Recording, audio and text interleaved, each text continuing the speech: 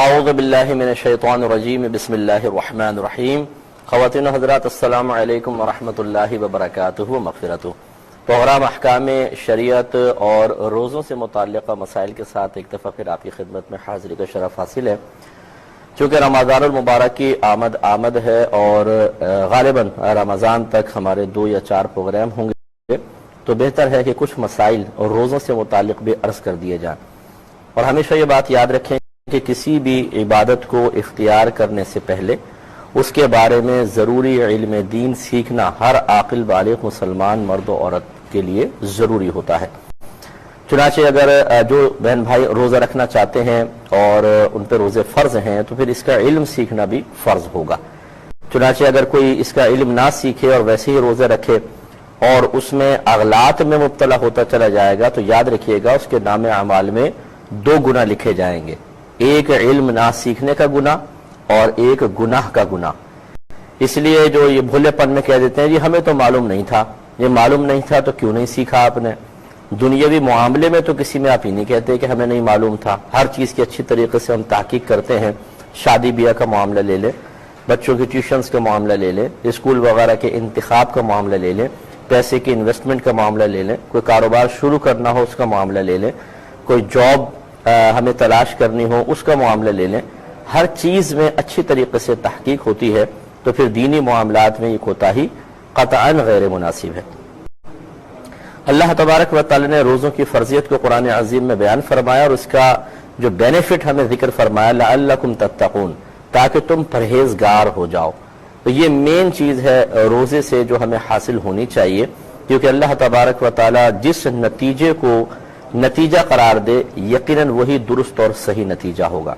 لہذا اگر ہمارے روزے ہمیں صفت تقوی سے متصف نہیں کر پاتے، یعنی ہم گناہ سے نہیں بچ پاتے، ہم عبادات پہ استقامت حاصل نہیں کر پاتے، اچھی صحبت ہمیں اچھی نہیں لگنے لگتی، بری صحبت بری نہیں لگنے لگتی، علم دین کی طرف ہم مائل نہیں ہوتے، تو اس کا مطلب یہ ہے کہ ابھی ہمیں روزوں سے کما حقہ فائدہ حاصل نہیں ہوا ہے. لہذا روزے اسی طریقے سے رکھنے چاہیے جیسے اللہ تبارک و تعالی اور اس کے رسول کریم صلی اللہ علیہ وسلم چاہتے ہیں.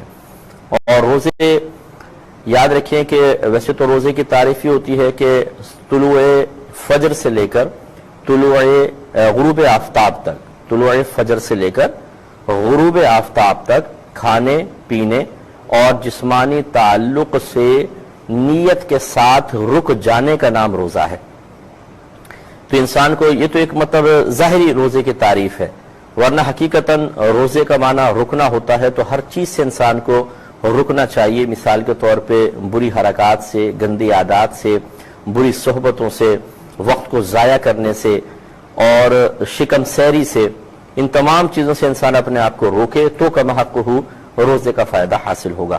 لہٰذا ہمیں سحری افطار میں لمیٹڈ کھانا چاہیے.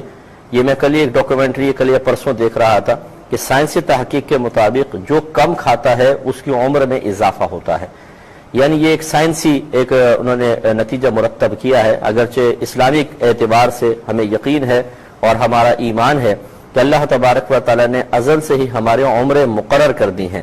اب کسی کی دعا یا تدبیر یا غذائیں یا احتیاطیں عمر کو بڑھا نہیں سکتی اور بے احتیاطیاں اسے کم نہیں کر سکتی.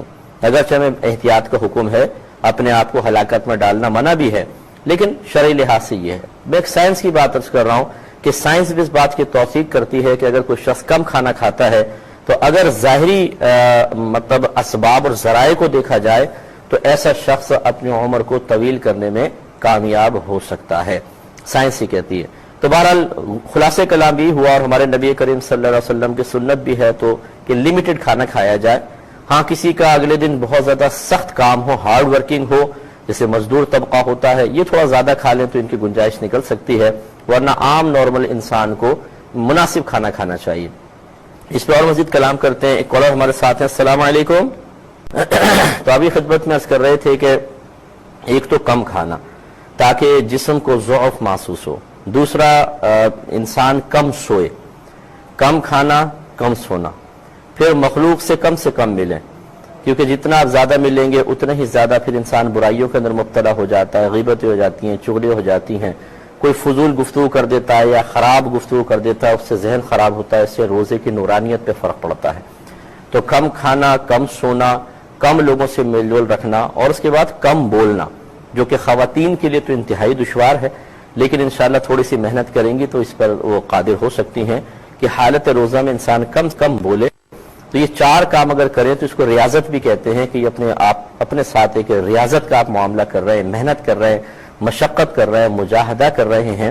اگر پورے رمضان ہم اسی طریقے سے کریں کہ کم کھائیں، کم سوئیں، کم بولیں اور کم لوگوں سے میل جول رکھیں، تو دیگر جو گناہ ہیں خود بخود انسان ان سے بچ سکے گا، کیونکہ شیطان تو بندھی ہوتا ہے، حدیث کے ظاہر کے مطابق نفس کو مغلوب کرنا مقصود ہوتا ہے، وہ ایک بڑا مشن ہے ہمارا، سمجھ لیں۔ تو انشاءاللہ ان تمام امور سے نفس مغلوب ہو جاتا ہے، اور جب نفس مغلوب ہو جاتا ہے تو پھر عبادات کا ارتکاب اور گناہوں سے اجتناب دونوں اللہ تعالیٰ بہت آسان کر دیتا ہے۔ عبادات پہ استقامت رکھیں، کم از کم 5 وقت نماز باجماعت اور تراویح یہ بالکل نہیں چھوٹنی چاہیے۔ باقی اور کثرت سے عبادت کرنے بہت اچھی بات ہے، جیسے مثال کے طور پہ سحری میں تو آپ نے اٹھنا ہی ہے، اور اکثر انسان سو کر ہی اٹھتا ہے، تو جو عشاء کے فرائض کے بعد سو جائے اور پھر اٹھے، اب جو وہ نوافل ادا کرے گا وہ تہجد کے نوافل ہوں گے، تو یہ ہو سکتا ہے کہ پورا سال ہمیں تہجد کی توفیق نہ ملے۔